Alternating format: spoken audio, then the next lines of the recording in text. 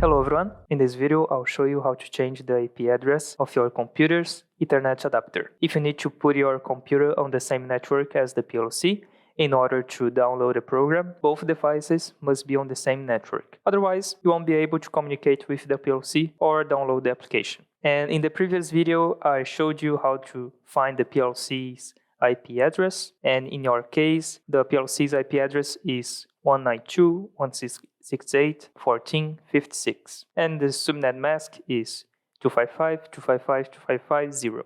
This subnet mask means that the first 3 octets identify the network, while the last octet identifies the device. In other words, all devices that need to communicate on this network must have the same first 3 octets. So if I want my computer to communicate with this PLC, my computer's IP address must start with 192.168.14. The last 3 octets can be any value other than 56, since that address is already being used by the PLC. Now let's go ahead and configure the computer. Go to the bottom right side of the screen and right click this icon right here. Go to Ethernet settings. Scroll down, click in Ethernet adapter.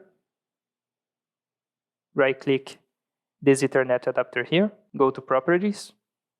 It should open this window. Now scroll down until you find IPv4 protocol. Double click, and there we go. Now here we can see that the computer is currently using the address 192.168.10.10, so it cannot communicate with the controller. The subnet mask is correct, but the network portion of the address is different.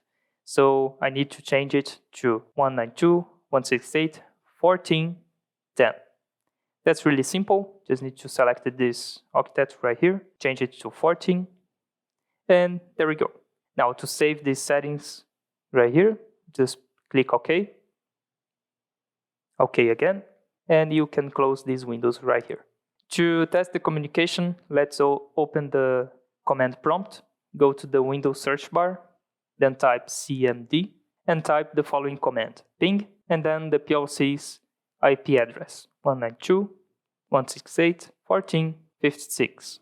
And as you can see, the PLC is replying to the ping request, which means the communication has been established successfully and everything is working correctly. That's it for today's video, and I see you on the next one.